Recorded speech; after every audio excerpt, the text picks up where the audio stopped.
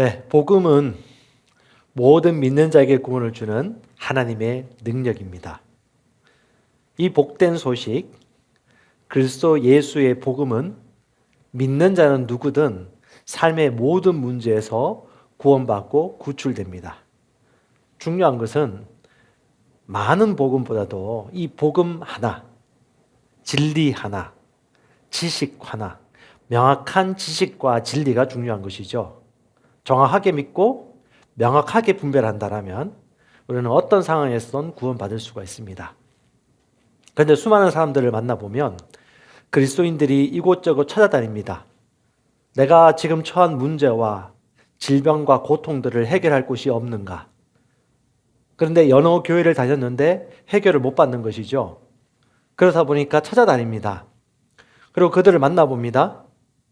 얘기를 해보면 믿음 생활을 그렇게 오래 하고 그렇게 말씀을 달달 외우고 성경 필사도 하고 암송도 하고 성경 66권에 어디에 그 말씀이 위치해 있는지도 얘기하면서도 실제 하나님의 말씀이 내 삶에 구원을 가져다 주는 삶은 살지 못하는 것을 너무너무 많이 봅니다. 왜냐? 말씀이 살아 있어서 그 말씀을 믿으면 구원받는 것이 정답인데 말씀이 능력으로 역사하는 말씀에 대한 확신이 없는 거예요. 말씀은 살아있고 활력이 있는데 능력 있는 말씀인데 말씀 자체에 구원이 있는데 그 말씀을 아는 지식이 없기 때문에 그들은 끊임없이 인생에서 속임을 당하고 고통을 당하고 있습니다. 물어보면 말씀이 없어요. 말씀을 가지고 있지 않는 것입니다. 오늘날 수많은 영혼들이 하나님의 말씀을 모르고 있기 때문에 병들고 죽어가고 있고 고통스러워하고 있으며 손 놓고 있는 거예요. 너무 안타깝습니다. 제가 주중에도 어떤 분을 만났고 또 한 번씩 면담을 하기도 하는데요. 가장 안타까운 것은 브랜드 네임 처치를 다니고 그렇게 좋은 제자 훈련과 선교 훈련도 다 다녔지만 실제 내 삶의 위기가 찾아왔을 때 그 위기에 대한 하나님의 말씀을 찾아볼 수 없는 것입니다. 그래서 그에게 제가 권면을 해드렸습니다. 하나님을 아는 지식이 없으면, 여호와를 아는 지식이 없으면 하나님의 백성이 망한다. 즉 하나님의 말씀이 없어서 그렇지 당신이 문제가 아니다. 당신 마음속에 심령 속에 하나님의 말씀만 있다면 언제든지 구원받을 수 있다. 당신에게 능력이 없는 것도 아니고 지혜가 없는 것도 아니다. 말씀을 아는 지식이 없기 때문에 당신 안에 있는 지혜도 발견하지 못한 것이고 당신 안에 있는 능력도 발휘할 수 없는 것이다 라고 얘기해 주었어요. 그는 기쁜 마음으로 말씀을 받았습니다. 너무 감사한 것은 이런 말씀을 나눌 때 우리가 알고 있는 이 복음을 나눌 때 이 말씀을 갈급하고 있다는 것이죠. 그런데 얘기해 주는 데가 없다는 것입니다. 저와 여러분들이 이 말씀을 증거해야 됩니다. 아주 유식한 말씀이 아니에요. 작은 말씀 한 구절, 명확한 진리 하나만 제대로 믿고 받을 수 있다면 누구든지 구원받는 것입니다. 그래서 저와 여러분들이 이 자리에 있다는 것을 여러분 확신하시기 바랍니다. 지식이 없으면 망합니다. 사람들은 자신이 죄인이라고 여깁니다. 당신 죄인입니까? 의인입니까? 라고 물어보면 수많은 그리스도인들이 자신은 죄인이라고 얘기해요. 왜 그럴까요? 계속해서 범하고 있는 자신의 행동에 집중하고 있기 때문에 그는 스스럼 없이 죄인이라고 얘기해요. 제가 얘기했습니다. 죄인의 기도는 응답받지 못합니다. 그리고 죄인은 반드시 지옥불에 들어갑니다. 당신 죄인입니까? 의인입니까? 하나님의 말씀이 그렇게 많이 말하고 있음에도 불구하고 은혜와 의의 선물을 넘치게 받은 우리임에도 불구하고 예수님이 저주가 되심으로 말미암아 우리를 그리스도 예수 안에서 의롭게 해주셨음에도 불구하고 그들은 자신이 죄인이고 죄를 지는 행동 때문에 자신이 죄인이고 주님 도와주셔야 한다라고 여전히 고군분투하면서 기도하고 있는 것이죠. 죄인의 간구는 역사하는 힘이 없습니다. 의인의 간구가 역사하는 힘이 큽니다. 의인의 고백이 역사하는 것입니다. 그러므로 우리의 행동보다도 당신의 본성을 의식하십시오. 당신이 누구인가를 얘기해주는 하나님의 말씀을 공부하신다면 이 문제는 어렵지 않습니다. 우울증이든 공황장애이든 아픔이든 질병이든 뭐든 간에 하나님 말씀 안에 이미 공급되어진 좋은 선물들, 그것이 바로 복음 아닙니까? 예수 그리스도로 인하여 나타난 결과들, 예수로 인하여 우리가 얻은 유익들, 그 모든 것들이 이 복음 안에 있고 이 복음을 알려면 하나님의 말씀을 묵상하고 하나님의 말씀을 아는 지식 안에서 성장하면 되는 것입니다. 고군분투하는 인생. 저도 그랬습니다. 말씀이 없었어요. 성경을 알았지만 말씀이 없었어요. 진리를 알지 못했습니다. 진리를 알면 자유케 됩니다. 진리가 없으니 자유함을 못 누리는 것이죠. 그래서 저는 그 형제에게 얘기했습니다. 당신이 누구인가에 대해서. 당신이 누구인지 모르면 계속해서 집니다. 당신이 가지고 있는 권세를 아셔야 됩니다. 당신이 그 권세를 사용하는 법을 배워야 됩니다. 그리고 당신이 승리를 가지고 있다는 것을 당신은 의식해야 됩니다. 그래서 세 가지 말씀을 나누어 들었습니다. 물론 제가 의도한 말은 아니에요. 그냥 내게 있는 말씀을 나누었습니다. 베드로 전서 2장 9절. 당신은 택함 받은 족속이요 왕이고 제사장이요 거룩한 나라요 하나님의 소유된 백성입니다. 이것이 당신의 진짜 모습입니다.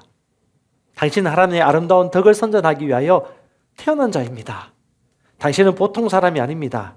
왕이고 제사장입니다. 그것이 진짜 당신입니다. 겁먹은 사람이 당신이 아닙니다. 두려움에 떠는 자들이 당신이 아닙니다. 라고 당신이 누구인가에 대해서 복음을 나누었습니다. 그리고 이게 얘기했습니다. 구원받은 자라면, 하나님의 말씀을 믿는 거듭난 자라면 당신은 권세를 가지고 있습니다. 로마서 5장 17절을 제시했습니다. 한 사람 아담의 범죄로 말미암아 사망이 왕 노릇하였은즉 똑같은 원리로 한 사람 예수 그리스도로 말미암아 똑같이 은혜와 의의 선물을 넘치게 받는 우리, 하나님의 은혜와 의의 선물을 넘치게 받는 우리는 동일하게 생명 안에서 왕 노릇하리로다. Reign in life. 생명 안에서 통치하리로다. 당신은 왕입니다. 제사장입니다. 왕은 말로 다스립니다. 왕의 말에 권위가 있습니다. 당신이 몰랐기 때문에 왕이란 것을 몰랐기 때문에 당신은 권리를 사용할 수 없었습니다. 하지만 이제 당신은 왕이란 것을 알고 있기 때문에 당신은 당신이 가진 말의 권리를 사용할 수 있습니다. 당신이 말하면 모든 것들은 질서를 갖추고 그 명령에 따라 움직이기 시작합니다. 그러므로 당신이 명하십시오. 당신이 왕이란 걸 믿으신다면 믿는 대로 일치하여 고백하십시오. 그는 지금까지 몰랐죠. 아니, 저도 예전에 몰랐습니다. 내가 그런 권세가 있는 줄을. 아니, 내가 들은 바로는 오직 하나님께만 요청하고 주님 도와주세요 라고 고군분투하면서 소나무 뿌리 몇 그루 뽑으면서 기도했던 삶 이외에는 제가 배운 적이 없거든요. 신학에서도 마찬가지고. 하지만 하나님의 진리의 말씀을 알고 난 이후부터는 내가 누구인지 알게 되었고, 그리고 내가 이런 권세를 가지고 있다는 것을 깨닫게 된 것이죠. 내가 알고 있는 말씀, 내가 누리고 있는 자유, 내가 가지고 있는 복음이기 때문에 스스럼없이 그 형제에게 나눌 수 있었습니다. 그리고 마지막에 세 번째 말씀을 나눴습니다. 요한 1서 4장 4절. 제가 말씀의 능력을 첫 번째 깨달았던 성경 구절이 바로 요한 1서 4장 4절이었어요. 승리는 당신의 것입니다. 패배는 우리의 것이 아닙니다. 당신은 하나님께 속하였고 세상을 이겼나니 이는 당신 안에 계신 이가 세상에 있는 자보다 크기 때문입니다. 당신은 승리합니다. 승리가 당신의 것입니다. 그것이 마땅합니다. 그래서 내가 믿고 당신이 믿어야 할 바를 저는 그에게 동의하여 시인하도록 도와주었습니다. 승리는 내 것입니다. 나는 새로운 피조물입니다. 나는 다스리는 권세를 가지고 있습니다. 왕이 말하면 반드시 역사합니다. 내 말에는 담대함이 있습니다. 내가 믿는 것을 말하면 믿는 것은 반드시 실제가 나타납니다. 우리는 왕의 권위를 가지고 있습니다. 저도 왕, 당신도 왕입니다. 왜? 우리는 왕족이기 때문에. 우리는 하나님의 아들이기 때문에. 하나님 아버지가 내 아버지이시기 때문에. 우리는 이 땅에 있는 자가 아니고 하늘에 속한 자이기 때문에. 이 땅에 있지만 이 땅에 속한 자가 아니기 때문에 우리는 왕의 권위를 가지고 다스릴 수 있습니다. 아멘. 우리가 배우는 가르침, 말씀 모두 다가 지식의 증가와 전달을 위한 것이 아닙니다. 삶의 변화를 위한 것이고 인생의 궁극적인 온전한 구원을 위한 것입니다. 이 땅에 있는 모든 영혼들, 그리고 여러분이 만나고 있는 모든 사람들이 얼마나 고통에 겨워 살고 있습니까? 아니, 예수 믿는 사람도 마찬가지고요. 그래서 우리가 이 복음을 증거하는 대상은요, 예수 믿지 않는 불신자들, 세상에 속하여 고통을 겪고 있는 사람들, 그리고 정확한 복음을 모른 채 헤매고 있는 사람들, 이들에게 이 복음이 증거되어야 됩니다. 너무 할 일이 많습니다. 세상이 넓습니다. 저와 여러분들 그냥 안방에 있어서는 안 돼요. 나가서 소책자 나눠주고 아픈 사람들 손을 얹고 기도하고 하나님의 말씀이 역사할 수 있는 기회를 적극적으로 만들어야 됩니다. 그것이 마땅한 것이죠. 왜? 복음이기 때문에. 좋은 소식이기 때문에. 오늘 이 말씀을 듣고 있는 여러분들, 저도 마찬가지고요. 모두가 얘기합니다. 마지막 때가 다 된 것 같다. 마지막 때가 다 되면 우리가 특별할 건 아니에요. 소나무 한 그루 씹듯이 복음을 전하고 온전케 되어지도록 말씀을 가르치고 사역의 일을 하도록 재생산이 일어나도록 그들을 돕는 것, 한 영혼에게 집중하는 것, 그리고 이 복음을 듣고 진짜 자유를 누릴 사람들, 그런 사람들을 접촉하는 것, 그것이 바로 저와 여러분들이 해야 할 일들입니다. 물이 고이면요 썩어요. 1년, 2년 지나도 계속 똑같은 셀, 똑같은 사람이 만난다면 새로운 변화를 추구하세요. 3명, 4명씩 나누세요. 그리고 4명 이하로 모이시고 만나시고, 그리고요 복음 전하시고, 이 복음을 통해서 진짜 인생의 구원, 진정한 자유를 만끽하도록, 여러분 이 복음은 믿는 자에게 구원을 주는 하나님의 능력이기 때문에 우리의 숨이 있는 한, 우리가 호흡하는 한 이 땅에서는 주님 오실 날까지 우리 주님의 주되심과 구원자 되심을 우리는 선포해야 될 마땅한 이유가 있습니다. 할렐루야. 아멘.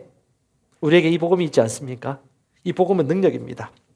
한자 한번 보세요. 학습이란 단어가 있습니다. 배울 학, 익힐 습입니다.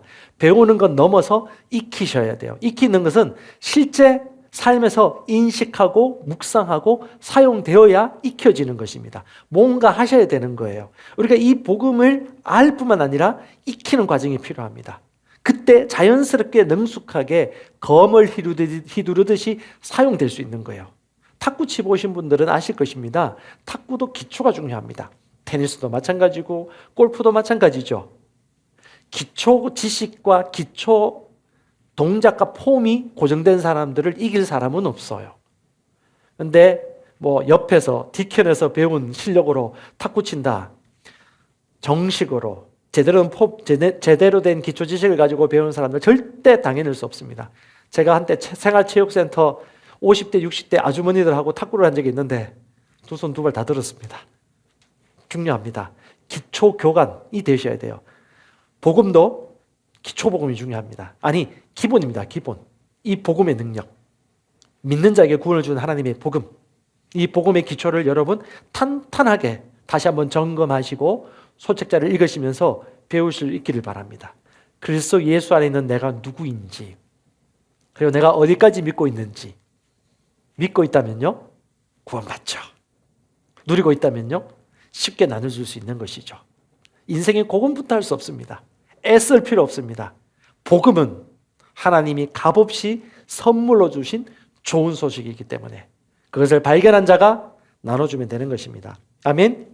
요한복음 8장 31절 32절, 예수께서 자기를 믿은 유대인들에게 이르되 너희가 내 말에 거하면 참 내 제자가 되고 진리를 알지니 진리가 너희를 자유롭게 하리라. 예수께서 자기를 믿은 유대인들에게 말씀하셨습니다. 너희가 내 말에 거하면, 너희가 내 말에 거하면 참 내 제자가 되고 진리를 알지니 진리가 너희를 자유케 하리라. 진리가 삶을 자유케 합니다. 진리는 사실과 다릅니다. 사실은 눈에 보여지는 언제든지 변하는 것이지만 진리는 영원히 변하지 않는 시, 하나님의 말씀입니다. 누구든지 진리를 알면요 자유케 되어집니다. 삶이 구원받는 것, 삶이 변화된다는 것을 말하는 것입니다. 그러므로 진리를 아느냐 모르냐 문제이지 얼마나 능력이 있느냐 없느냐의 문제가 아닌 것입니다. 얼마나 기도하느냐 안 하느냐의 문제가 아닌 것입니다. 우리는 본질을 놓치시면 안 돼요. 진리를 알면 너희가 자유케 되리라. 진리를 알면 너희가 자유케 되리라. 그러면 어떻게 우리가 진리를 알게 됩니까? 오늘 말씀에 나와 있잖아요. 어떻게 해요? 너희가 내 말에 거하면. 이 거한다는 말이 내 말을 계속해서 유지하면, 지키면, 떠나지 아니하면이라는 의미예요. 그러니까 이것의 반대말이 떠난다는 거예요. 말씀이 내게서 떠나가지 않도록 하면 어떻게 된다고요? 참 확실한 내 제자가 된다. 진실한 내 제자가 된다고 예수님이 직접 화법으로 말씀하신 것입니다. 주님의 제자는요, 말씀 안에 거할 때 제자가 되는 것입니다. 오늘 우리 2021년 주제가 제자되고 제자 삼는 해인데요. 이 제자는 나의 제자를 얘기하는 것이 아닙니다. 주님의 제자, 말씀의 제자가 되는 것입니다. 말씀의 제자는요, 말씀 안에 거하면, 쉽게 얘기해서 말씀을 떠나보내지 아니하면, 영어로 보니까 if you continue in my word 들어갑니다. 하나님의 말씀 안에 계속해서 머물러 있으면, 그 말씀을 계속해서 인식하고 묵상하고 지키고 있다라면, 언제든지 언제나 항상 말씀에서 떠나지 아니하면 참 주님의 제자가 되고, 그 다음요, 진리를 알지니. 그 진리가 우리의 삶을 자유케 합니다. 속박되어 있음에도 불구하고 자기가 속박된지 모르는 사람들이 유대인들이었어요. 요한복음 8장을 1절부터 39절까지 한번 읽어보시면요, 참 재밌습니다. 그 바리새인, 서기관들, 그 유대인들, 유대교에 정통한 그 율법 유대인들과 예수님의 이야기가 핑퐁 게임으로 왔다 갔다 하는데, 예수님은 진리를 말해요. 그런데 듣는 이들이 듣지를 못합니다. A를 얘기하면 A에 대한 답을 안 하고 동문서답을 하고 있어요. 예수님이 계속해서 증거를 하는 이유가 뭐냐면, 나는 하늘에서 왔고 하늘로 다시 돌아간다. 그리고 나는 주님과 함께 거하고 있고, 하나님께서 하시는 말씀을 내가 너에게 말하는 것이고, 아버지께서 기뻐하시는 일들을 나는 너에게 행하고 있다 라고 얘기해도 귀에 뭐가 박혔는지 우리 유대인들은 듣지를 못해요. 그래서 주님이 얘기하십니다. 그들이 가지고 있던 최고의 고집불통, 고정관념, 나는 아브라함의 자손이라는 그 고집을 깨트리죠. 나는 아브라함의 혈통이야, 아브라함의 자손이야, 나는 유대교인이야 라고 하는 그 혈통을 주님께서는 집요하게 짚어내십니다. 나는 아브라함보다 먼저 온 자야, 나는 아브라함보다 먼저 있었던 자야 라고 하면서 그들이 가지고 있던 율법과 전통을 반박합니다. 너희가 나를 믿지 아니하면 너희가 내게 속한 것이 아니야. 너희는 세상의 자녀지. 누구의 자녀? 마귀의 자녀지. 너희가 내 말에 거하면 참 내 자가 되는데 내 말을 알지 못하는구나. 참 감사한 것은요, 요한복음 8장 31절 이전에 보면 그 유대인들 중에 예수를 믿는 유대인이 있습니다. 그 예수를 믿는 유대인에게 예수님이 오늘 말씀하신 거예요. 자기를 믿는 유대인들에게 이르시되 너희가 내 말에 거하면 참 내 제자가 되리라. 중요한 건 뭐예요? 외양, 외모, 학벌, 인종, 어떤 외부적인 환경보다도 하나님의 말씀을 믿는 것이 중요한 것이고, 이 말씀을 지키고 그 안에 유지하고 거하는, 인식하는 것이 중요하다는 것을 우리에게 얘기해 주는 거예요. 다른 말로 말씀의 제자가 된다면 너희는 나와 같은 권세를 누릴 것이고 나와 같은 왕국의 삶을 살게 될 것이라고 우리에게 얘기해 주는 것입니다. 여러분, 자기가 율법과 전통에 속박되어 있음에도 불구하고 유대인들은 얘기하는 거예요. 요한복음 8장 33절에 보면 우리는 아브라함의 씨로서 결코 누구에게 속박된 적이 없거늘 어찌 너가 이르기를 우리가 자유케 되리라고 하느냐. 그러니까 자기가 속박되어 있음에도 불구하고 속박된 걸 몰라요. 율법과 전통에 속박되어 있음에도 불구하고. 그러니까 아는 사람들은 안다고 얘기하죠. 모르는 사람은 그걸 말할 줄도 모르는 것입니다. 그들은 아주 유전적인 전통, 아브라함의 후손이라는 그 특권 선민의식과 자기들만이 가지고 있는 그 특권 의식으로 똘똘 뭉쳐가지고 예수님을 핍박하고요. 결국 어떻게 됩니까? 8장 37절에 너희가 내 말이 너희 안에 거할 것이 없으므로 너희가 나를 죽이려 하는구나. 그들은 결국 예수님 십자가에 못 박는 그 결과까지 이르게 되어집니다. 왜요? 말씀이 있을 곳이 없기 때문에. 말씀이 있을 곳이 없기 때문에. 무엇 때문에? 그들이 가지고 있는 전통, 유전, 고정관념, 율법, 내가 옳다고 생각하는 그것이 결국은 말씀이 아니었던 것이죠. 그런데 그들은 그것을 모르고 있었죠. 그래서 예수님이 그걸 알려줘야 됐습니다. 그래서 계속해서 핑퐁 게임 하듯이 그분은 진리를 가르쳐주고 기회를 계속해서 주신 것이죠. 그들의 생각을 다루신 것입니다. 그들의 고정관념. 왜? 생각이 바뀌지 않는다면 결국 구원을 맛보지 못할 것이기 때문에. 그래서 우리는 사람을 만날 때 뭘 봅니까? 그 마음의 속을 보는 것이죠. 그 마음이 가지고 있는 생각들, 전통들. 왜? 말씀을 말씀으로 못 받기 때문에. 말씀을 단순하게 받으면 되는데 많은 사람들이 나름 배웠고 나름 공부했고 나름 자기가 옳다고 믿는 기본 진리 체계가 있거든요. 근데 그것이 말씀이 아니라면 가감없이 버려야 되는데 그걸 버리기가 힘든 거예요. 너무 익숙하니까. 제가 재밌는 얘기를 들었습니다. 제가 너무 탁구를 잘 치는데 가라로 배운 거예요. 이제 옆에서 보고 배운 것이죠. 등 뒤에서 보고 배운 것인데 탁구의 기초를 배우려고 탁구장에 갔는데 자기가 기존에 하고 있던 탁구 방식으로 기존의 방식으로 탁구를 치려고 하는데 거기서 자꾸 모든 폼을 다 바꾸라고 하는 거예요. 왜? 어깨 넘어 배운 것은 자기 나름 한 것이거든요. 하나님은 나름 믿은 것으로 역사하지 않습니다. 하나님의 말씀은 말씀 그대로 믿고 그대로 받아들일 때 구원이 나타나는 것이죠. 왜? 복음은 하나님이 주신 선물이니까 내 식대로 해석해서는 안 되고 내 식대로 말씀을 받아들여서는 안 되는 것입니다. 결국 하다가 자꾸 그 생각이 돌더래요. 내가 하는 방식대로 하면 탁구 더 잘 치는데 왜 자꾸 바꾸라 하는 거야 하다가 결국은 그만뒀대요. 이런 고정관념이 있습니다. 내가 편한 방식, 내가 옳다고 여기는 그것들을 말씀과 충돌되어질 때 내려놓을 수 있어야 되는데 사람마다 고집이 있는 거예요. 말씀 들을 때마다 오는 어떤 불편함, 이 말씀이 나오면 늘 내 마음이 좀 불편한 생각들이 들 때 여러분 그때 생각하셔야 돼요. 내 마음이 왜 불편하지? 내가 왜 이 말씀과 항상 충돌되고 있지? 무엇이 작용하고 있는 것이지? 그때 여러분 기회예요. 하나님의 말씀을 대입해 보세요. 하나님의 말씀에 비추어서 내가 왜 이런 마음을 가지고 있는 것이지? 여러분 궁극적인 변화는 말씀을 심령으로 받을 때 일어납니다. 아무리 깊은 좋은 관계를 유지한다 하더라도 말씀이 심령에 떨어지지 않는다면 삶의 변화는 없어요.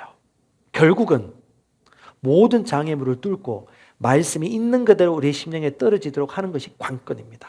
그래서 말씀을 단순하게 받아들이는데 방해되는 나의 생각, 이론, 전통적인 사고, 경험들을 말씀 앞에서 내려놓으셔야 됩니다.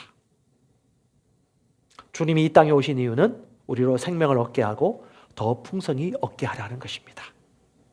주님은 우리에게 영생을 주셨고 하나님의 의를 주셨고 하나님의 지혜를 주셨고 하나님의 구원을 예비하셨습니다. 저와 여러분들은 죄와 저주를 한탄하거나 입술로 내뱉기보다도 하나님의 영생을 말하고 하나님의 의를 인식하고 마땅한 구원을 선포하고 묵상할 때에 그것이 실제가 됩니다. 왜 그렇습니까? 마음으로 품는 것은 반드시 잉태하기 때문입니다. 주님이 우리 안에 들어오셨습니다. 내가 주님 안에 있습니다. 이걸 신학적 지식으로 율법적 지식으로 이해하려고 하지 말고 심령으로 단순하게 믿으시기 바랍니다. 할렐루야. 저와 여러분들은 자유자입니다. 더 이상 종처럼 살지 마십시다. 종은요 주인의 마음의 환심을 얻기 위해서 끊임없이 뭔가 힘씁니다. 애씁니다. 제가 오늘 나눌 내용들이 그거예요. 하나님의 말씀은 순전하게 받아들이면 모두가 자유해지는데 순전하게 받아들이지 못하게 하는 자신의 사상, 이론, 가르침들을 여러분 이 시간 분별하셔서 내려놓으시고 점평할 수 있길 바랍니다. 내 말이 너희 안에 있을 곳을 마련하셔야 됩니다. 주의 말씀이 내 안에 있을 수 있도록 공간을 예비하셔야 됩니다. 그것이 무엇이냐? 여러분 그것을 방해하는 요인들만 제거하시면 되는 거예요. 가장 완전한 성공은요 그 성공을 방해하는 요인만 제거하면 되는 것입니다. 가장 완벽한 제품은요 그 완벽하게 되는 제품을 방해하는 요인들만 제거하면 되는 것입니다. 그 요인은 우리의 생각, 우리의 경험, 이론과 연관되어 있습니다. 육으로 난 자는 육이고 영으로 난 자는 영입니다. 내가 지금 생각하고 있는 그것이, 내가 판단하고 있는 그것이 영인지 육인지만 구분된다면 저와 여러분들은 말씀을 단순하게 받아들이고 말씀의 유익을 얻을 것입니다. 그 세 가지 장애물들 아마 여러분 잘 알고 계시겠지만 다시 한번 정확하게 알고 믿고 다른 사람의 구원과 성공에 동참할 수 있기를 바랍니다. 복음을 순전하게 받는데 방해받는 세 가지. 첫 번째는 율법입니다. 전통입니다. 두 번째는 도덕입니다. 다른 말로 윤리입니다. 세 번째는요, 이론, 자기 이론, 그리고 자기 경험. 과학적 사고방식입니다. 이 세 가지를 정확하게 분별하신다면 말씀을 단순하게 받아 말씀의 열매를 꽃피우게 될 것입니다. 율법은요, 율법적인 사고, 율법은요, 내 노력으로, 내 행동으로 하나님의 마음을 사서 하나님이 내가 원하는 결과를 줄 수 있도록 하는 노력, 행위, 그 모든 총체적인 그 어떤 애쓰는 것들이 바로 율법입니다. 율법적 사고방식을 가진 사람들은 끊임없이 뭔가를 하지 않으면 허한 느낌이 듭니다. 뭔가 하지 않으면 정죄의식과 수치감이 듭니다. 뭔가 하지 않으면 부족하다는 결핍의식을 느낍니다. 이것이 바로 율법의식입니다. 또한 자기가 판단받을 뿐 아니라 다른 사람도 판단을 하죠. 저 사람이 이것 때문에 안 되는 거야, 이걸 해야지 하면서 상대방에게 전통적인 율법을 강요합니다. 네가 기도하지 않기 때문에 그런 거야. 네가 기도 시간이 1시간밖에 되지 않아서 그런 거야. 너가 계속해서 기도하지 않기 때문에 승리하지 못하는 거야. 끊임없이 자신도 정죄받고 다른 사람도 정죄합니다. 무엇을 기준으로? 행동에 따라. 이것이 바로 율법적 사고입니다. 그래서 이들은 밤새 기도해야 하는 이론을 추정합니다. 그들은 영적 싸움에서 승리를 얻기 위하여, 우위를 점하기 위하여 계속해서 기도하도록 가르칩니다. 왜? 기도에 있어서 복음이 아니라 율법적인 접근을 하고 있는 것입니다. 이걸 여러분 구분하셔야 돼요. 자, 예수님은 왜 기도를 하셨나요? 그리고 어떻게 기도하셨죠? 그리고 기도하는 그분의 모습에서 무엇을 발견할 수 있었습니까? 예수님이 고군분투하며 기도하셨나요? 기도하면서 인상 쓰셨나요? 기도하면서 내 기도가 부족한데 하시면서 소나무 5그루를 더 뽑으려고 하셨나요? 예수님은요, 주님과 교제하셨습니다. 감사하셨습니다. 아버지와 친밀한 교제를 하셨고 자신에게 지시하는 말씀을 들으셨습니다. 그리고 스스로 결단하셨습니다. 스스로 기도하셨고 아버지와의 만남 속에 오는 그 기쁨과 평강을 만끽하셨죠. 여러분, 이 차이를 아시겠습니까? 기도하는데 평안해요. 더 인상이 찌푸려지지 않아요. 근데 어떤 분들은 기도하면 기도할수록 인상이 찌푸려지는 겁니다. 그리고 슬퍼지고 힘겨워지죠. 내가 40일 금식 기도했는데 50일 금식 기도했는데 뭔가를 얻기 위하여 예수님이 기도하셨나요? 예수님의 기도 생활을 보십시오. 우리가 복음이라고 알았는데 복음이 아닌 또 다른 율법, 전통이었다는 것을 발견할 수가 있습니다. 여러분, 실제 열매로 말미암아 그가 진짜 복음을 알고 믿고 있는지를 알 수 있어요. 기도를 그렇게 함에도 불구하고 삶의 변화가 없거나 구원과 구출이 없거나 열매가 없다라면 이건 복음이 아닐 확률이 높다. 전통이 섞여 있다라고 유추해 볼 수가 있습니다. 저도 그렇고 여러분도 그렇고 다 그랬죠. 몰랐기 때문에. 본 것이 그것밖에 없기 때문에. 주여 하면서 슬리퍼를 빵바닥에 치면서 얼마나 우리가 기도했습니까? 너무 귀해요. 얼마나 소중합니까? 주님을 사랑하는 마음으로 기도하는 것. 하지만 우리가 어떤 것이든 간에 지극정성보다 더 중요한 게 뭐예요? 주님은 믿음으로 하라고 하셨어요. 믿음으로 하는 게 뭡니까? 말씀대로 하라는 거예요. 말씀대로 생각하고 말씀대로 접근하고 말씀대로 해석하고 말씀대로 행동하라는 거거든요. 그래서 우리는 말씀대로, 다른 말로 믿음으로 하는 것이 중요한 것입니다. 내 노력으로 고군분투하면서 지극정성으로 하는 게 아니에요. 그래서 여러분, 우리가 말씀을 들을 때도 신령과 진정으로 예배드리는 것이 아니에요. 우리가 보통 신령하면 그 산신령에게 지극정성을 다하면서 정한수 떠놓고 비나이다 하는 그런 우리 선현들 모습을 생각하는 분들이 얼마나 많습니까? 그런 드라마를 봤잖아요. 전세 고향 드라마도 보면 얼마나 그렇게 많이 나옵니까? 왜? 자신의 딸을 구출해달라고, 질병에서 구출해달라고.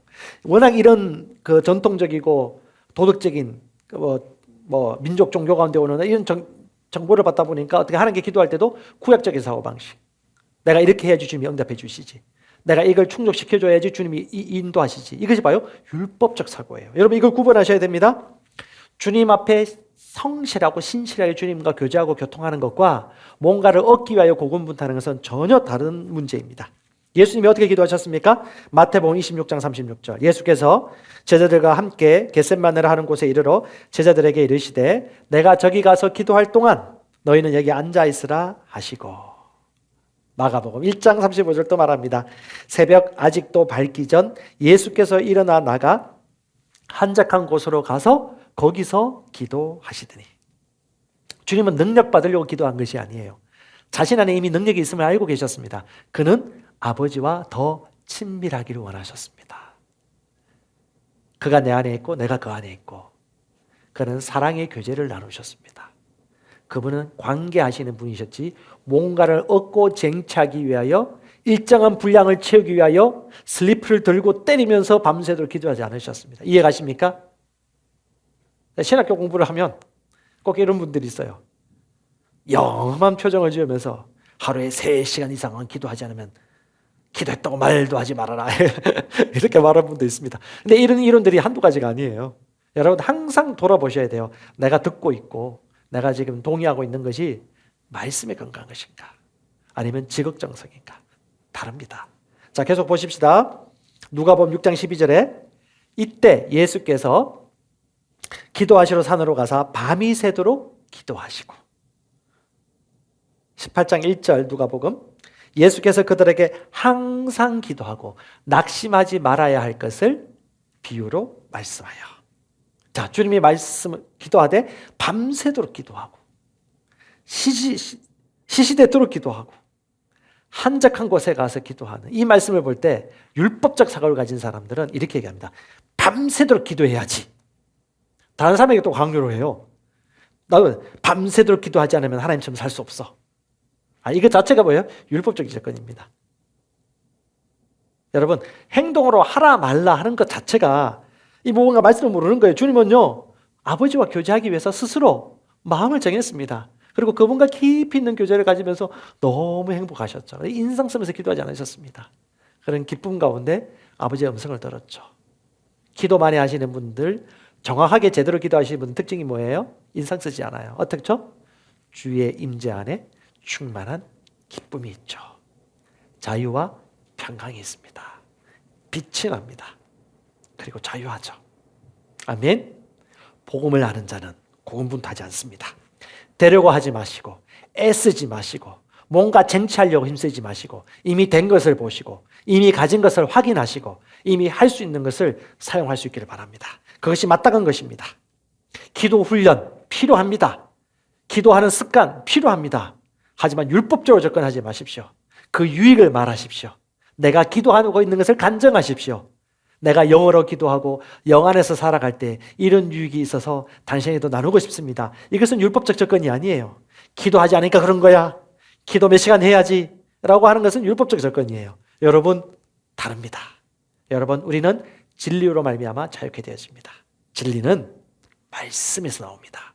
말씀이 진리예요. 내가 너에게 이런 말이 영이고 생명이고 진리입니다. 예수께서 진리이십니다. 주님이 말씀이십니다. 우리는 말씀에서 거듭난 자입니다.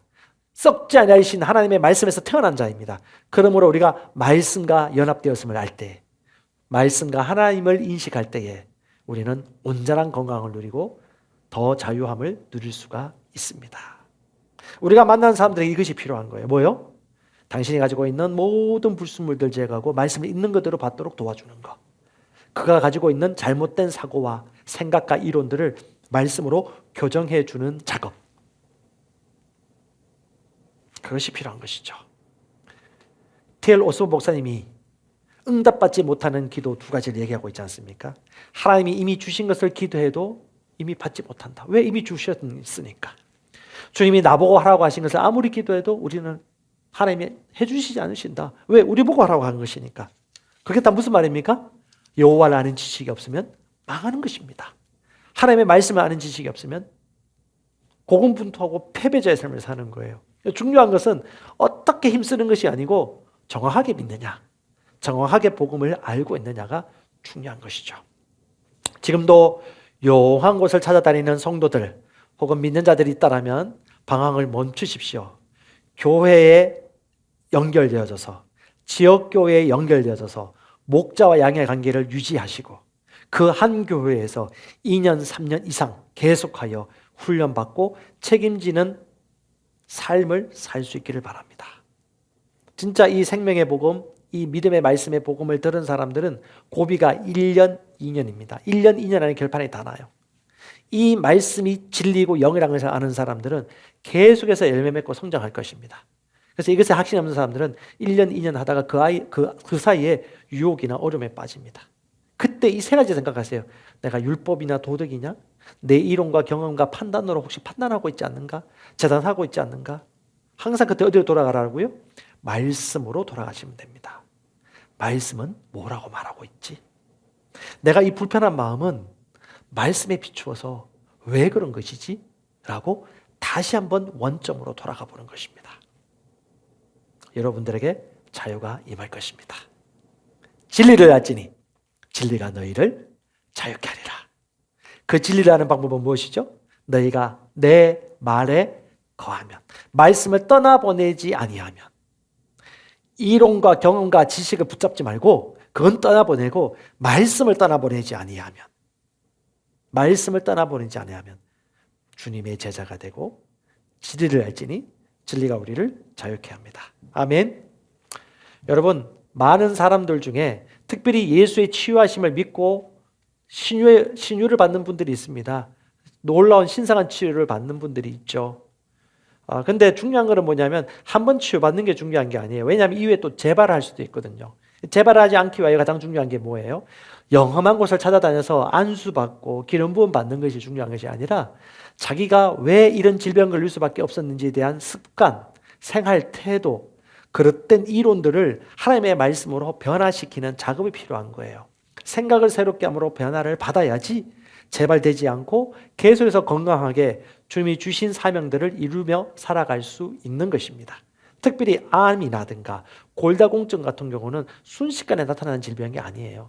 오랜 시간 동안의 어떤 생각과 사고, 염려와 근심, 걱정, 혹은 식습관, 혹은 용서하지 않는 마음, 어떤 여러 가지 요인들이 있어요. 먹는 것도 마찬가지고요. 어떤 태도와 습관도 있겠고, 이것들이 쌓이고 쌓여서 결국 나타나고 면역체계가 약해져서 나타나는 것이 암이나 골다공증입니다. 특히 골다공증 같은 경우는 칼슘이 뼈에서 빠지는 건데, 여러분 사람의 피 속에서 일정한 양의 칼슘이 계속해서 공급되어야 되는데 이 피가 육체 생명이 피에 있잖아요. 피에 칼슘을 공급해 줍니다. 칼슘을 잘 먹지 못하고 피에는 칼슘이 공급되어야 되니까 기존에 몸에 있던 칼슘이 다 피로 공급되어지는 것이죠. 그리고 뼈에 있던 칼슘이 사라지기 시작하는 것입니다. 그게 하루 이틀의 문제가 아니에요. 그게 수년 동안 수십 년 동안 진행되다가 나중에 어떻게 해요?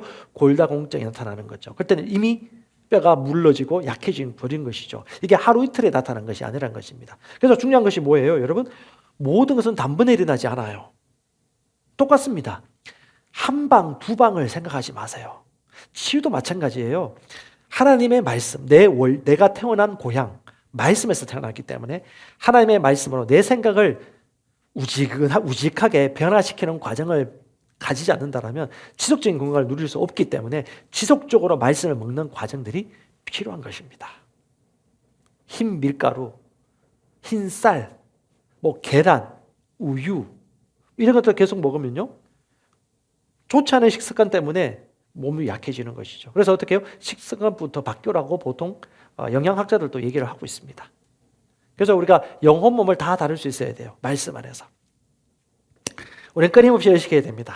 항상 기뻐하고 쉬지 말고 기도하고 모든 일에 감사하고. 뭔가 열심히 고군분투하는 것은 분위기가 다르지 않습니까? 주님은 이렇게 우리에게 말씀하셨어요. 음식에 욕심내지 아니하고 항상 기뻐하고. 우리 예배드릴 때 최순희 목사님 폐회송할 때 어떻게 하십니까? 이렇게 옆으로 춤을 추시면서 자유하는 가운데 주님을 찬양하시잖아요. 기도할 때도 그렇게 하시거든요. 뭡니까? 주님의 임재 안에 있는 기쁨, 주의 말씀이 주는 확신, 축제죠. 날마다 축제죠. 기쁨이죠. 감사죠. 고군분투하지 않아요. 예수님도 그러셨습니다. 항상 하늘을 우리로 보시면서 감사하시면서 오병이의 기적을 행하셨죠. 우리가 주님을 본받으면 되는 것입니다. 검은 찬송가로 찬송해야 돼? 아니에요. 그것이 말씀입니까? 진리가 아니잖아요. 충분히 바꿀 수 있는데 그것 때문에 고집이 되거나 기분이 상한다. 그러면 그 사람은 이미 어떤 전통과 율법에 매여 있다는 거 보시는 것입니다. 제가 저희 교회에 와가지고 가장 좀 놀랐던 방식이 뭐냐면 수요 선교 보고라든가 예배 끝나고 난 다음에 우리 김준호 목사님이 마무리 기도 안 하시고 그냥 끝내는 걸 보고 저는 상당히 좀 놀랐어요.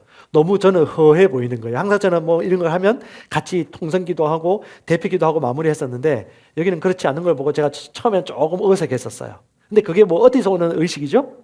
뭔가 허해, 뭔가 심심타라는 어떤 그런 또 하나의 전통과 율법이 내 안에 있었던 것이죠.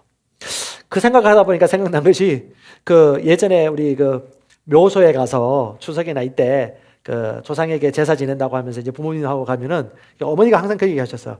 야야 심심타 심심타 좀 더 하자 더 하자. 예배를 드리는데도 어머니가 그래요. 심심타 심심타 더 기도하자. 더 순서가 있었으면 좋겠다 하는 그거하고 다를 바가 없는 거예요. 그게 뭐예요? 인본주의죠. 그게 육신적인 생각들입니다. 예. 영은 영이고요.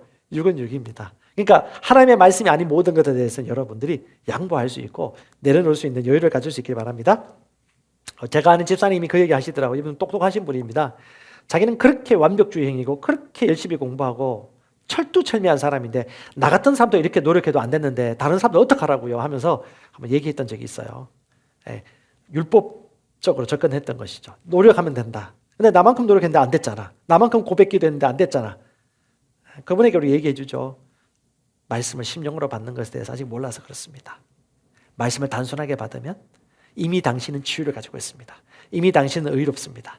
이미 당신은 자유합니다. 당신이 누구인가를 보십시오. 그 다음부터는요, 치유받고 구원받습니다. 그 다음부터는 뭐가 보이죠? 구원받은 자로서, 치유받은 자로서, 하나님의 왕과 제사장으로서 다음 단계의 부르심을 쫓아서 나만이 아니라 다른 사람을 위하여, 내 집만 아니라 다른 가정을 위하여, 교회와 셀을 위하여 헌신하고 흘려보내는 삶을 살게 되는 것이죠.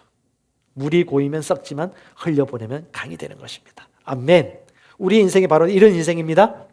하늘에 속한 모든 신령한 복을 우리가 받았습니다. 율법적 사고, 전통적 사고에서 일어나십시오. 두 번째는 도덕입니다. 다른 말로 윤리죠. 이것은 무엇인가 하니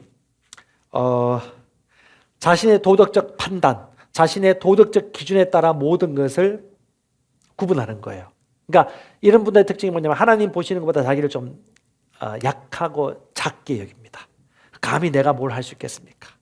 라고 하면서 도덕적인 겸손을 진짜 겸손이라고 생각하면서 하나님의 말씀을 거절하는 겁니다. 신기하게 거절해요. 주님이 할 수 있다고 했는데 자기는 할 수 없다고 말합니다. 주님이 너가 모든 것을 가능하다고 하는데 나는 그런 자기가 안 된다고 말합니다. 우리는 세상 사회 속에서 윤리적으로 배웠습니다. 안 된다고 말하는 것이 겸손이다. 나는 그런 자기가 안 된다고 말하는 것이 겸손이다. 그것이 뭐예요? 또 하나의 윤리이고 도덕이에요. 근데 여러분, 도덕적인 사람일수록, 아주 점잖고 윤리적인 사람일수록 하나님의 말씀을 못 받을 수 있습니다. 오히려 망나니 같은 인생을 살거나 오히려 진짜 죄된 인생을 진하게 살았던 사람들은 자신이 죄인됨을 인정하고 말씀 앞에 그냥 꾹꾹해요. 근데 세상적으로 나름 조금 예의 있고 명성이 있고 올바른 삶을 받는 사람이 말씀 앞에서 교만해질 수 있습니다. 그게 겸손이 아니라니까요. 주님이 할 수 있다고 하면 네 주님 저는 할 수 있습니다. 주님이 당신이 왕이라 하면 네 주님 저는 왕입니다. 왕의 말에 권위가 있는 것이죠. 저는 할 수 있습니다. 네 주님 저는 부유합니다. 저는 많이 심고 많이 거두고 선한 일에 열심히 할 것입니다. 돈이 있으면 교만해진다는 말을 저는 거절합니다. 저는 그런 사람이 아닙니다. 라고 끊임없이 말씀에 머무르는 인생을 살게 되어지죠. 그렇지 않은 도덕적인 사람들은 끊임없이 유혹을 당하거나 인본주의적인 겸손과 자기 비하를 하게 되어지죠. 또 이런 사람들은 이런 얘기를 합니다. 내가 좀 한쪽이 치우친 것 같은데. 사람마다 다릅니다. 기준이 어떻게 정하겠습니까? 좀 한쪽이 치우친 것 같은데 하면서 균형을 잡으려고 합니다. 또 이런 사람은 얘기합니다. 치우친 걸 싫어하기 때문에 왜 꼭 이 복음이어야 되는가? 그 복음, 저 복음, 요 복음도 있는데. 여러분 이렇게 생각하십시오. 사랑니 뽑아보셨죠? 치과도 치과 나름인데 아주 깊이 박혀있는 사랑니는 치과 잘 선택하셔야 돼요. 치과 의사가 힘이 있어야 됩니다. 왜? 사랑니는 아주 깊이 박혀있기 때문에 힘이 있어야지 잘 뽑습니다. 아주 힘이 있는 여의사 말고는 웬만한 남자 의사가 좀 잘 뽑아요. 왜? 힘이 더 있어서. 그래서 어떤 여의사가 운영하고 있는 치과에 가서 이빨을 뽑는데 너무 고생했어요. 제가 1시간 이상 그때 그 이빨 하나 뽑는다고. 그분이 쩔쩔매면서 저한테도 미안하다고 하는데 사랑니는 힘 있는 의사한테 가야 되는구나. 그때 깨달았습니다. 그때 이후로는 저는 사랑니 뽑는 치과는 힘 있는 치과, 그 치과, 이치가로 가라고 하죠. 사도 바울에게도 왜 이 복음이 되어야 됐겠습니까? 자신을 구원한 복음, 능력의 복음, 의의 복음이기 때문에 이 복음이라 한 것이지 이 복음이 또 다른 특별한 걸 말하는 게 아니에요. 자신을 구원한 복음이기 때문에 이 복음이기 때문에 너무 균형감과 갖추려고 하다가 말씀을 놓쳐버립니다. 여러분, 도덕이고 윤리가 무엇인가를 아셔야 돼요. 사람이 볼 때 좋은 것보다 하나님이 볼 때 좋은 건 뭐예요? 때로는 리디컬한다 할지라도 말씀이 그렇다면 그렇다고 마음을 처음부터 먹고 표현할 수 있는 것. 그것이 바로 믿음입니다. 나이, 연수, 학벌 따지지 마십시오. 주님은 절대 그런 걸 중요하게 여기지 않으셨습니다. 하나님의 말씀을 믿느냐? 하나님의 말씀대로 믿느냐? 하나님의 말씀대로 하느냐? 그건 좀 심해 보이는데요. 어떤 기준에 따라 심하게 보입니까? 우리는 항상 삶의 기준, 우리의 모든 기준은 어떻게 해요? 도덕이나 윤리나 사람들이 볼 때 괜찮아 보이는 것이 아니고 하나님이 보실 때 합당한 것인가? 말씀이 최종권이라는 것을 여러분 꼭 기억할 수 있기를 바랍니다. 또 윤리적이거나 도덕적인 사람일수록 안수받는 걸 싫어합니다. 저는 처음에 방언 기도하는 걸 상당히 별로 안 좋아했어요. 왜냐? 별로 못 배운 사람들이라든가 좀 이제 방언 기도하면 좀 고상해 보이지 않잖아요. 그래서 저는 상당히 처음에 거절했었습니다. 저희 아내하고도 많이 다퉜는데요. 그 때문에 뭐 그럴 수 있어요.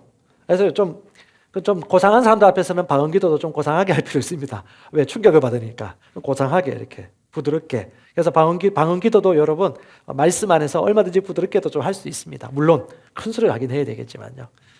하여튼 내가 생각하는 고상한 거, 도덕적인 거, 너무 치우치다는 이런 생각들 모두가 여러분 우리의 윤리체계와 도덕관에서 나온 결과들입니다. 다 내려놓으십시오. 자, 말씀 하나 볼게요. 누가복음 8장 32절 33절입니다.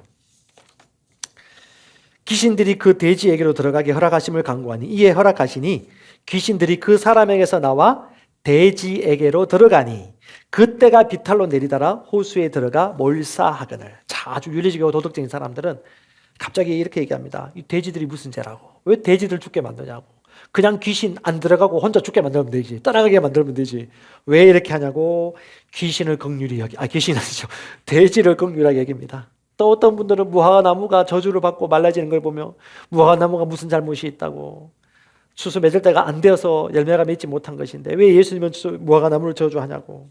이 예수님보다도 무화과나무, 예수님보다도 꿀꿀꿀대는 돼지에게 마음이 가는 거예요. 왜요? 이 불쌍히 여기는 마음, 내가 옳다고 여기는 도덕관, 건선징악의 그 이론과 원리, 이것이 말씀보다 앞서가는 거예요. 돼지를 만드신 분이 누구입니까? 자연 만물을 만드신 분이 누구입니까? 인간을 만드신 분이 누구입니까? 하나님이시죠. 그러니까 말씀보다 그 다른 이론과 다른 생각들이 막 떠올라서 불편해질 때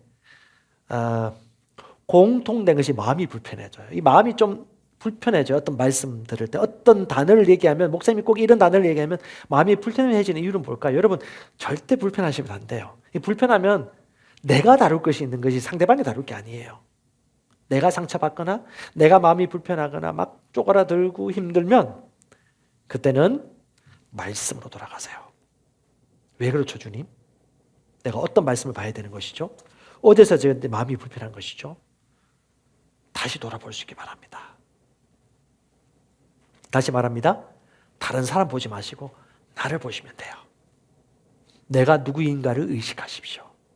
돼지를 불쌍히 여기는 것보다, 무화과나무를 불쌍히 여기는 것보다 하나님의 목적과 부르심을 따라 살아가고 있는지 나에 대해서 불쌍히 여기십시오. 내가 그렇게 살아가고 있는지, 내가 진짜 나에게 신분에 맞는 합당한 말을 하고 그런 인생을 지금 살아가고 있는, 시간을 그렇게 효율적으로 사용하고 있는지, 우리 자신을 보는 것이 더 유익합니다. 우리의 판단 기준은요, 내 생각이 아니고 하나님의 말씀입니다. 항상 그렇게 물어보시면 됩니다. 도덕과 윤리는 하나님의 말씀을 순전하게 받는데 방해가 됩니다. 세 번째는요, 개인적인 이론, 과학적인 사고, 자신의 경험입니다. 다른 말로 말하면 납득이 안 되면 말씀도 거절하는 거예요. 모든 것이 눈에 보이고 완벽하게 준비되지 않으면 아무리 말씀이라도 그 말씀에 자신을 내어 맡길 수 없는 사고방식을 가진 사람들이 바로 이 세 번째 장애물들을 가지고 있는 것입니다. 납득이 되어야 믿고 말이 안 되잖아. 복잡한 사고체계를 가지고 있죠. 여러분, 말씀은 능력입니다. 하나님의 말씀은 그 말씀 자체가 기적이고 이적이고 능력이에요. 말씀에서 태어난 우리는 말씀대로 순종해 받는 것이 합당한 것입니다. 특히 자기가 신유를 경험하지 못한 사람은 하나님이 치유하신다는 믿음을 못 가져요. 신유와 치유에 대해서 얘기하면 인상이 찌푸려지고 이상해져요. 제가 치유와 신유에 대해서 얘기해 봤는데요. 어떤 사람들 모임에 가서 얘기해 보면 이 사람들이 갑자기 이상하게 나를 보기 시작해요. 아, 이 사람들은 신유에 대해서 믿음을 가지고 있지 않구나. 경험하지 못한 것이죠. 자신이 경험하지 않은 것은 말씀이 아무리 그렇다고 하더라도 안 믿는 거예요. 방언도 마찬가지고 축사도 마찬가지고 신유도 마찬가지고 어떻게 해요? 안 믿어요. 왜요? 자신이 경험하지 않았기 때문에. 또 자신이 배웠던 이론이 신학임에도 불구하고 말씀과 배치되는 신학임에도 불구하고 초대교회 때 있었던 역사는 그때 끝났어. 그 이유는 완전히 소멸되었다라고 엄청난 인간적인 이론으로 말씀보다 위에 뒀기 때문에 그들은 믿을 수가 없는 것입니다. 어떤 목사님이 그 얘기 하셨죠. 우리 최소연 목사님도 얘기하셨는데요. 이런 분들도 있잖아요. 예수님이 피를 흘리심으로 말미암아 우리를 구원하셨는데 과연 그 피가 몇 리터이기에 수억, 수십억의 인류 한 사람 한 사람에게 과연 몇 밀리리터가 돌려졌을까? 저는 그런 생각을 안 하거든요. 근데 그렇게 생각하는 분도 있더라고요. 그러니까 얼마나 다양합니까? 사람들의 생각들이, 이론들이. 그러니까 자기가 납득이 안 되면 말씀이 안 믿어지는 거예요. 더 정확하게 얘기하면요. 믿어져서 믿고 안 믿어져서 안 믿는 것이 아니고 말씀이 그렇게 얘기하고 있기 때문에 믿기로 선택하는 것입니다. 보이지 않는 일에 경고하심을 받아 노아가 방주를 지었듯이 태에 생리가 끊어지고 정자의 능력이 떨어지더라도 하나님이 내 자손이 별들처럼 많아지라고 했던 그 말씀을 믿고 아브라함과 사라가 없는 중에도 바라고 믿었을 때 그것이 실제로 나타났듯이 저와 여러분들은 초자연적인 하나님의 말씀을 믿음으로 말미암아 그 초자연적인 삶을 살도록 부름받았다는 것을 여러분 기억하시기 바랍니다. 아멘. 여러분 마가복음 11장 23절을 아무나 따라하지 못해요. 납득이 안 되기 때문에. 아니요. 말씀을 믿으면. 말씀이 그렇다고 하면 단순하게 네 하고 받아들이는 만큼 축복된 삶은 없습니다. 산을 향하여 바다에 빠져라 라고 말하고 그 말한 것을 의심하지 아니하고 말한 대로 될 것을 믿으면 말한 그대로 되리라. 단순하게 믿고 단순하게 따라서 고백하고 단순하게 예수의 이름으로 손을 얹고 치유하도록 말씀을 선포하고 이것이 얼마나 축복된 인생입니까? 그래서 저도 짧은 기간이지만 많은 사람들을 만나봤는데 단순한 사람들이 축복이에요. 단순한 생각을 가지십시다. 말씀에 단순하게 반응하는 것입니다. 저는 회계 목사님이 이 문구를 참 좋아합니다. 하나님이 말씀하셨습니다. 저는 그 말씀을 믿습니다. 그러면 그 말씀은 말씀하신 대로 반드시 역사합니다. 다시 말합니다, 여러분. 많은 말씀, 많은 지식보다도 한 가지 말씀, 한 가지 복음이라도 명확한 복음, 명확한 지식이 우리를 구출한다는 것을 기억하십시오. 많이 아는 것보다 현장이 있는 것이 좋습니다. 내가 많이 아는 것보다, 내가 잘 되는 것보다 또 다른 사람들의 도움을 도와주고 그들의 구원에 동참하는 것이 복된 인생입니다. 내 말에 거하면 참 제자가 되고 진리를 알지니 진리가 너희를 자유케 하리라. 그 진리는 우리를 자유케 하기 위하여 오신 예수님이십니다. 마찬가지입니다. 우리 안에 있는 예수님을 그들에게 가르쳐주고 말하고 전달함으로 그들이 자유케 하도록 하는 현장에 갈 때에야 비로소 이 하나님의 뜻이 이루어질 것입니다. 여러분 믿음을 발휘하십시오. 결혼도 가능합니다. 육신적으로 볼 때 안 될 것 같다. 아니요. 믿음을 발휘하면 가능합니다. 믿는 자에게 능치 못할 일이 없습니다. 그리고 합당한 과정을 밟아가시면 되겠습니다. 새로운 피조물의 세 가지 인식 기억하시죠? 여러분의 새로운 피조물임을 기억하십시오. 과거는 떠나보내십시오. 과거의 트라우마 떠나보내십시오. 용서해 주십시오. 더러운 오물들, 죽은 고양이를 자기 장롱에 넣지 말고 떠나보내십시오. 여러분 새로운 피조물, 거듭난 새로운 영입니다. 여러분이 하나님의 영생을 가지고 있다는 걸 인식하십시오. 여러분은 신성한 생명에 동참한 자입니다. 평범한 인생을 살지 않습니다. 여러분 안에 있는 신성한 생명을 의식하시기 바랍니다. 여러분이 승리한다는 것을 항상 기억하십시오. 여러분은 하나님께 속하였고 세상을 이겼습니다. 여러분은 패배자가 아닙니다. 이기는 자입니다. 이기는 그에게 주님이 함께 하십니다. 아니 이미 이겼습니다. 여러분 안에 있는 승리를 여러분 입으로 시인할 수 있기를 바랍니다. 무엇보다도 여러분 안에 있는 복음을 기다리는 영혼들이 많이 있습니다. 에베소서 1장 17절 19절 여러분 계시기도 주님 내 마음 눈을 밝히사 하나님을 알게 해 주십시오. 그리스도 예수 안에 있는 내가 누구인가를, 믿는 자에게 베푸신 능력, 기업이 얼마나 풍성하고 크신가를, 내가 무엇을 할 수 있는지를 주님 알게 해 주십시오라고 기도하면서 주님 이 복음을 전하는 일들에 여러분 삶을 내어드릴 수 있기를 바랍니다. 재생산이 핵심입니다. 흘려보내야 되는 것입니다. 자유케 하도록 그들에게 복음을 전해야 하는 것입니다. 여러분 하나님이 주셨습니다. 하나님이 이미 주셨습니다. 여러분에게 있는 것들을 흘려보냅시다. 진리를 알지니 진리가 너희를 자유케 하리라. 주님 감사합니다. 주님 감사합니다. 바로 우리가 이 특권을 가지고 있습니다. 복음의 능력, 복음의 혁신을 가지고 있습니다. 이 복음이 나와 연합되었습니다. 그리고 나는 입술을 열어 전하지 않을 수가 없습니다. 이 복음은 모든 믿는 자에게 구원을 주는 하나님의 능력이기 때문입니다. 이제 나만을 위해 살지 아니하고 이번 한 주 동안 저는 그들에게 다가갈 것입니다. 그들에게 소책자를 나눠줄 것이고 그들에게 손을 흔들 것이고 예수 이름으로 도와줄 것입니다. 주님께서 나와 함께 하셔서 구원자이시고 생명이심을 증거하고 드러내 주셔서 감사합니다. 진리를 알지니 진리가 너희를 자유케 하리라. 내 말에 거하면 참 내 제자가 되리라. 주님, 하나님의 말씀을 단순하게 받기에 방해하는 요인들, 율법적인 사고와 전통, 도덕적인 사고와 윤리, 나의 이론과 나의 경험과 나의 과학적 사고들을 말씀 앞에 쳐서 복종시킵니다. 그리고 말씀을 단순하게 받음으로 말미암아 말씀이 말하는 역사를 오늘 보기를 원합니다. 우리를 통하여 구원하신 하나님을 찬양합니다. 예수님의 이름으로 기도합니다. 아멘. 네, 여러분은 보통 사람이 아닙니다. 우리 같이 성찬에 참여하도록 하겠습니다.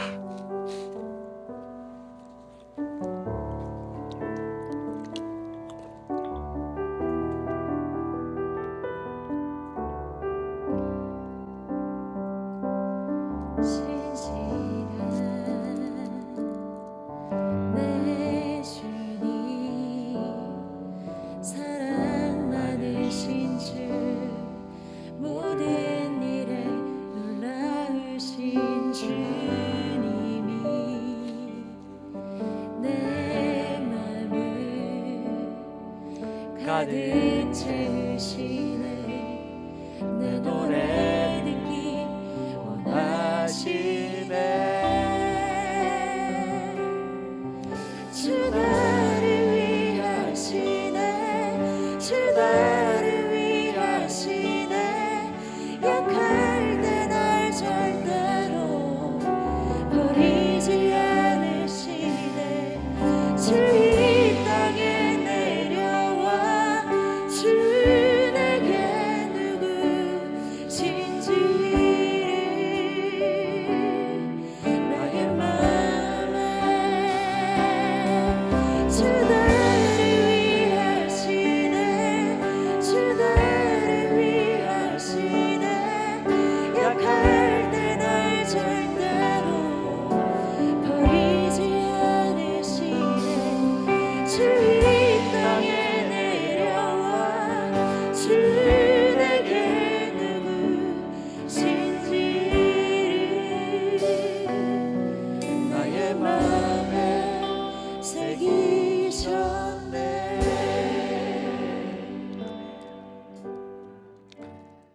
빵을 들고서 같이 고백합니다.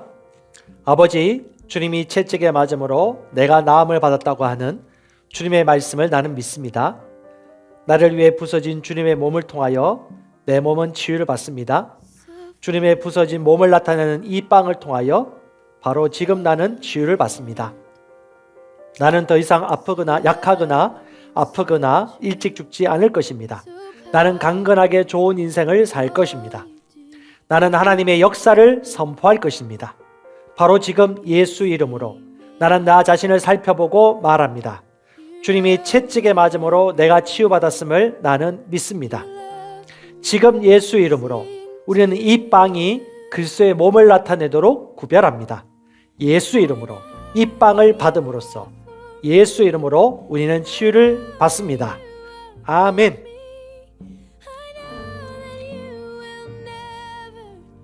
forsake me in my weakness, and I know that you have come now, even if to ride upon 자, 가정에서 성찬에 참여하시는 분들, 우리의 마음과 또 우리가 마음에 믿고 있는 바와 일치하여 여러분의 입술로 고백하십시다. 왕의 말에 권위가 있습니다. 아버지, 우리는 이 잔을 주님께 들고 말합니다. 우리는 이 잔이 우리의 죄를 용서해 주셔서 우리가 거듭날 수 있게 하여 우리가 아버지 앞에 의롭게 되게 하려고 흘려주신 예수 그리스도의 피를 나타낸다고 인정합니다. 우리는 그리스도 안에서 그리스도를 통하여 이 피를 하나님의 의로 받아들입니다. 주님의 희생제물을 통하여 지금 예수 이름으로 모든 죄를 완전히 용서받고 깨끗하게 씻겨서 온전해지고 깨끗해짐을 받아들입니다. 지금 우리는 이 잔을 마십니다.